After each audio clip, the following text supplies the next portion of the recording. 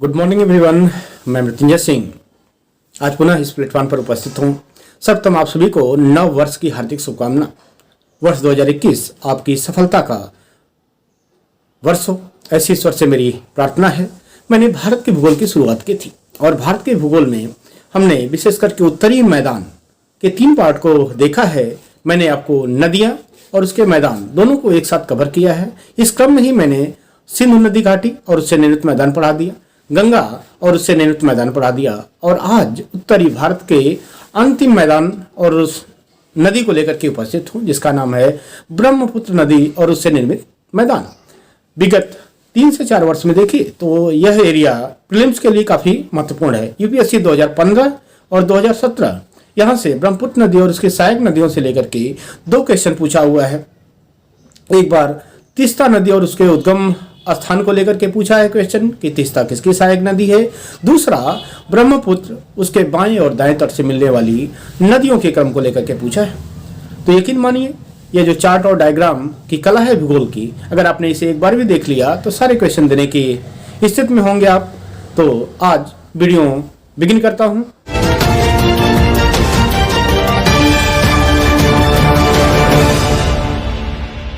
Subscribe now and press the bell icon. Never miss an update. हाल ही में ब्रह्मपुत्र नदी से लेकर के क्वेश्चन मैंने देखा था, छोटे एग्जाम में पूछा था भारत की वह एकमात्र कौन सी नदी है जो पुल्लिंग है।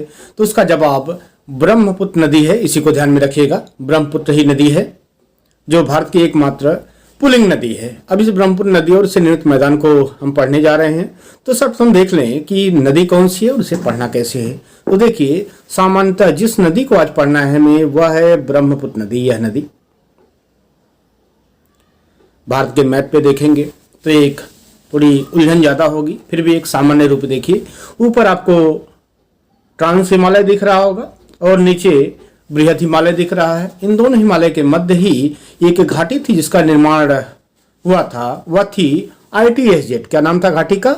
ITSZ अर्थात सिंधु सांगपो फ्यूचर जोन, जिसका उल्लेख हमने हिमालय पढ़ाते ही कर दिया था। फिर भी जानिए उसमें जो सांगपो था, सांगपो का तात्पर्य ब्रह्मपुत्र नदी से था। अभी थोड़ा सा मुश्किल है, दुरू है इसे देखना। पहले चार्ट और डायग्राम में देखिए, पुनः इसे रिकनेक्ट करिएगा आप। देखिए तो यही है ब्रह्मपुत्र नदी और उसका प्रवाह क्षेत्र। चार्ट और डायग्राम पहले देखिए कि यह ब्रह्मपुत्र नदी को तिब्बत में सांगपो नदी के नाम से जानते हैं। हो सकता है क्वेश्चन पूछे सांगपो किस नदी का एग्जाम्पल है या सांगपो किस नदी को कहते हैं। तो ध्यान रखिएगा ब्रह्मपुत्र को ही तिब्बत में सांगपो कहते हैं और अरुणाचल प्रदेश में इसी नदी को दिहांग कहते हैं।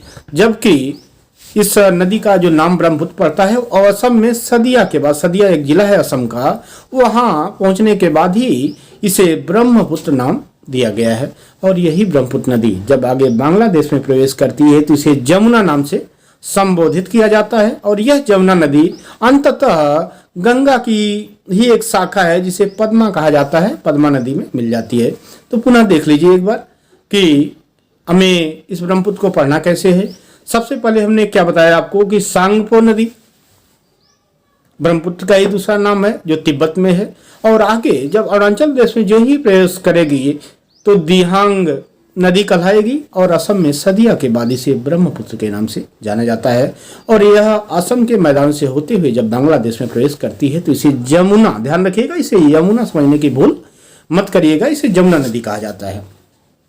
अगला जो क्वेश्चन ही पीछे पूछा गया है इसी तीस्ता नदी से लेकर के पूछा था कि तीस्ता नदी का उद्गम कहाँ है। ध्यान रखिएगा सिक्किम से है और यह ब्रह्मपुत्र की सहायक है या यूं कहे जमुना की सहायक है। और यही जमुना ध्यान रखिएगा पद्मा नदी मिलती है और पद्मा नदी का उल्लेख मैंने कर दिया है। अगर आपको डाउट हो तो ध्यान रखिएगा गंगा नदी फरक्का के पास पहुंचने के बाद 2 भाग में बढ़ जाती है, बता चुका हूं। पहला था हुगली नदी और दूसरा पद्मा, और इसी पद्मा में आगे आके जमुना मिलती है। और बाद में क्या होता है, ये पद्मा और ये जमुना दोनों एक साथ संयुक्त होने के बाद मेघना के नाम से बांग्लादेश में प्रवेश करती हैं, बंगाल की खाड़ी में, और बंगाल की खाड़ी में इनका निकास होता है। अब इसी को और क्लियर करने की कोशिश कर रहा हूँ। हाँ, एक सवाल बार बार बच्चों से पूछ रहे थे कि सर नदी किस प्रकार के अपवाह क्षेत्र का निर्माण किस क्षेत्र में करती है। हालांकि इसका उल्लेख मैंने पूरे वीडियो में अपवाह तंत्र और अपवाह प्रतिरूप में कर दिया था। फिर भी देखिए, अगर कोई भी नदी है, चाहे हिमालयी नदी हो या प्रायद्वीपीय नदी हो, अगर वह पर्वतीय क्षेत्र में है, हिली रीजन में है, तो सामान्यतः वहाँ वृक्षाकार अपवाह प्रतिरूप का विकास होगा। और अगर मध्यवर्ती क्षेत्र में या मैदानी क्षेत्र में है तो सामान्यतः वहाँ आयताकार प्रतिरूप का विकास होगा। और मुहाने अर्थात नदी जहाँ समुद्र से मिलती है, उस मुहाने के समीप पंखाकार या गुंफित प्रतिरूप का विकास होता है। अगर इस चैप्टर को देखना है तो पूरे के वीडियो को देख लीजिए, उसका जवाब मिल जाएगा। हम पुनः रिकनेक्ट करते हैं ब्रह्मपुत्र नदी और उससे आगे चलते हैं। जिस ब्रह्मपुत्र का हमने सामान्य वर्गीकरण अभी दिखाया था, उसे जटिलतम रूप में अगर क्वेश्चन पूछ सकता है तो बस अगर ये चार्ट और डायग्राम याद है, ये मैप याद है, तो आप इसका जवाब दे सकते हैं। तो ध्यान रखिएगा, जो ब्रह्मपुत्र नदी है, मैंने आपको जब सिंधु पढ़ाया था, सतलज पढ़ाया था, तो दोनों जगह किसी न किसी विशेष ग्लेशियर की चर्चा की थी।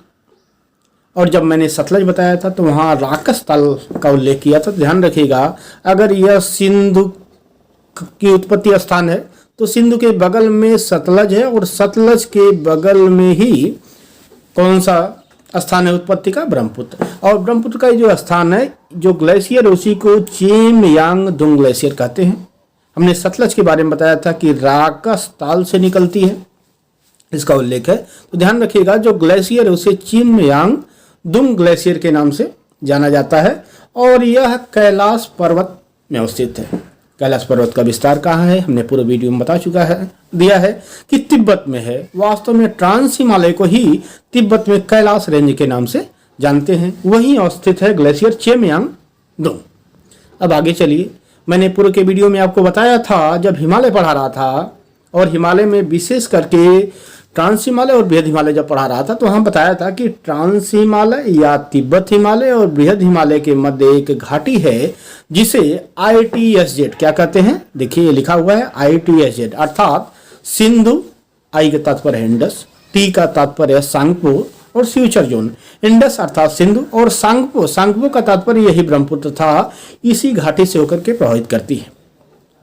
और यही ब्रह्मपुत्र नदी आगे जब अरुणाचल प्रदेश में पहुंचती है, जो सांगपो नदी है, तो अरुणाचल में देखिए, हमने पूरे वीडियो में क्या बताया था, इसे दिहांग कहते हैं। और यही एक फोल्ड है जिसे लेकर के यूपीएससी ने क्वेश्चन पूछा है, सिंटैक्सियल फोल्ड, जियोग्राफी की भाषा में जहां से बेंड होती है, जहां से मुड़ती है नदी, उसी को सिंटैक्सियल बेंड कहा जाता है। और यहाँ बगल में एक दर्रा भी है जिसे यांगयाप दर्रा कहते हैं। अब क्वेश्चन जो यूपीएससी का पूछा कि इसके बाएं तट से मिलने वाली नदियां और इसके दाएं तट से मिलने वाली नदियां कौन सी हैं, तो सर्वप्रथम बाएं तट से मिलने वाली नदियों को देखिए। 3 नदियां महत्वपूर्ण है, एक तो दिबांग है, दूसरा लोहित है और तीसरा धनसिरी महत्वपूर्ण नदी है। कहाँ? बाएं तट पे। देखिएगा, बार बार यहां से क्वेश्चन पूछा जा रहा है। और पूछेगा दाएं तट से, तो दाएं तट से क्या है, देखिए सुवर्णसिरी, यही माजुली द्वीप को लेकर के आप अक्सर सुने होंगे, पेपर में माजुली द्वीप आता हुआ है, ठीक है। तो यहाँ असम का ये सदिया वाला भाग है जहाँ से ब्रह्मपुत्र नदी कहलाती है। उसके आगे देखिए सुवर्णसिरी मिल गई, सुवर्णसिरी के बाद दाएं तट पे मानस नदी है, मानस के बाद अमोह है, और फिर इस तीस्ता रिवर को लेकर के क्वेश्चन पूछा है। देख रहे हैं क्वेश्चन, सामान्यतः जो मुख्य सहायक नदियां उसे न पूछ करके जो छोटी सहायक नदियां उनको लेकर के क्वेश्चन पूछ रहा है। और यही संयुक्त होकर आगे पद्मा में जब मिलती है तो आगे बंगाल की खाड़ी में प्रवेश करती है। अब आपने जिस मैप को देखा है, जिस चार्ट को देखा है, इस चार्ट को ही एक्सप्लेन करना है, इससे अतिरिक्त कुछ भी नहीं करना है। तो चलते हैं, इसे अगर आपको लिखना हो तो कैसे लिखेंगे उसे देख लेते हैं। आ जाए कि ब्रह्मपुत्र नदी के बारे में उल्लेख करिए, तो ब्रह्मपुत्र नदी के बारे में क्या लिखना है हमें। ब्रह्मपुत्र नदी कैलाश पर्वत में, कहाँ? कैलाश रेंज अभी बताया हूं, कैलाश पर्वत में मानसरोवर झील से निकलने के बाद कहाँ है? चेमयांगदुंग हिमनद से निकलने के बाद उत्तर में कैलाश पर्वत और दक्षिण में बृहद हिमालय के मध्य निर्मित जो घाटी थी ITSZ से होकर प्रभावित होती है। तिब्बत में ब्रह्मपुत्र को सांगपो के नाम से जानते हैं, जिससे रांगा सांगपो नदी तिब्बत में आकर मिलती है। सांगपो नदी नामचा बरवा अर्थात बृहद हिमालय के समीप बृहद हिमालय को पार करके अरुणाचल प्रदेश में प्रवेश करती है, जहां इसे दिहांग नदी के नाम से जाना जाता है। अब ये नामचा बरवा, अगर आपको याद हो, बृहद हिमालय जब हमने पढ़ाया था तो हम बताया था कि बृहद हिमालय का विस्तार जो था वो नंगा पर्वत से लेकर नामचा बरवा तक विस्तृत था। उसी नामचा पर्वत की यहाँ बात हो रही है। अब दिहांग कहते हैं अरुणाचल प्रदेश में, और ध्यान रखिएगा अरुणाचल प्रदेश में ही एक घाट है जो फेमस है, जो कभी ऑप्शनल ज्योग्राफी हुआ करता था 2011 के पूर्व, तो वहाँ पूछा था पासी घाट को लेके, वो अरुणाचल प्रदेश में, ध्यान रखिएगा। और ब्रह्मपुत्र नदी से जो क्वेश्चन पूछा गया कि भारत की एकमात्र पुल्लिंग नदी कौन सी है, तो ध्यान रखिएगा ये ब्रह्मपुत्र है। और अगर भूल भी जाइए तो याद रखिए पुत्र कभी भी स्त्रीलिंग तो हो नहीं सकता, स्त्रीलिंग तो पुत्री ही होगी। चलिए आगे चलते हैं। इसके बाद क्या हो रहा है, अब उसकी सहायक नदियों को देख लिए। दिहांग से दिबांग व लोहित नदी अरुणाचल प्रदेश में आकर मिलती है। कौन सी नदी? दिबांग और लोहित। हो सकता है क्वेश्चन आ जाए दिबांग और लोहित किसकी सहायक नदियां हैं, तो ध्यान रखिएगा अरुणाचल प्रदेश में मिलती है ये, और ब्रह्मपुत्र की ही सहायक नदियां हैं। इसके बाद असम में सदिया के बाद यह ब्रह्मपुत्र नदी कहलाती है, अर्थात ब्रह्मपुत्र जो नाम पड़ा वो असम में सदिया के बाद पड़ा है, इसके पहले नहीं इसे ब्रह्मपुत्र नदी के नाम से जानते हैं।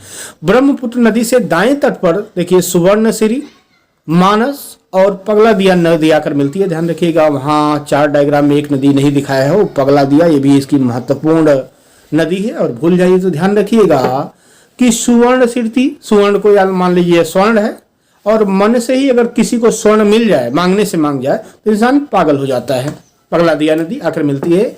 जबकि बाएं तट से दिबांग, लोहित और दिबांग, दिखो, धानसिरी नदी आदि मिलती है। गारो पर्वत के पश्चिम से, अब गारो पर्वत क्या है, ध्यान रखिए यहाँ गारो पर्वत आ गया, गारो पर्वत है। तो गारो क्या है? मेघालय के पठार में हमने तीन चीज बताया था, गारो, खासी और जैंतिया। तो गारो पर्वत के पश्चिम से धुबरी के समीप ब्रह्मपुत्र नदी बांग्लादेश में प्रवेश करती है, और जहां इसे जमुना कहते हैं। बार बार कह रहा हूं कि जमुना और यमुना दो नदियां हैं। यमुना गंगा की सहायक है, जबकि जमुना ब्रह्मपुत्र का ही दूसरा नाम है बांग्लादेश में, जमुना कहते हैं। अब इसके बाद आइए कि जमुना के बाद इसकी स्थिति क्या होती है। जमुना नदी पद्मा से मिल जाती है, और इसके बाद पद्मा नदी मेघना नदी से मिलने के बाद मेघना नाम से प्रभावित होती हुई बंगाल की खाड़ी में गिरती है। तीस्ता नदी सिक्किम, पश्चिम बंगाल से होते हुए, यह तीस्ता नदी जो है सिक्किम और पश्चिम बंगाल से होते हुए बांग्लादेश में प्रवेश करने के बाद जमुना नदी से आकर मिल जाती है। अब नदी का एक सामान्य खाका आपने देख लिया कि नदी को हमें पढ़ना कैसा है। नदी कहाँ से निकल रही है? चिमयांगदुंग ग्लेशियर से। उसकी दाएं तट और बाएं तट की महत्वपूर्ण सहायक नदियों को आपने देख लिया। अब उसी से निर्मित मैदान है ब्रह्मपुत्र से, ब्रह्मपुत्र का मैदान। तो ब्रह्मपुत्र का मैदान का डिवाइडेशन फर्दर किस रूप में होगा उसे देख लीजिए। ब्रह्मपुत्र का मैदान, तो ब्रह्मपुत्र और उसकी सहायक नदियों द्वारा असम के मैदान का विकास हुआ है। किस मैदान का विस्तार हुआ है? असम के मैदान का विस्तार हुआ है। और असम के मैदान का विस्तार कहां से कहां तक है उसे आप देख लीजिए। ब्रह्मपुत्र और उसकी सहायक नदियों द्वारा असम के मैदान का विकास हुआ है। असम के मैदान का भौगोलिक विस्तार आप देख लीजिए। उत्तर में अरुणाचल प्रदेश होगा ही होगा, असम की सीमा से लेकर दक्षिण में असम और बांग्लादेश की सीमा तक है। यह उत्तर पूर्व में मिसमी रेंज से लेकर पूरब में मणिपुर हिल्स तक और पश्चिम में असम हिमालय तक विस्तृत है। जिन लोगों को ये रेंज कुछ नया नजर आ रहा हो वह पूर्व का वीडियो देख सकते हैं, जहां हमने पूर्वांचल हिमालय पढ़ाया है, इन सब का विस्तृत वर्णन कर दिया है। तो असम हिमालय का इसका पूरा विस्तार है। अब देखिए इस क्षेत्र की अर्थात ब्रह्मपुत्र से निर्मित मैदान जो है, या असम का मैदान है, ब्रह्मपुत्र का मैदान है, उसकी कुछ जनांकिकीय विशेषताएं होंगी। डेमोग्राफिक कैरेक्टरिस्टिक है उसे देख लेते हैं।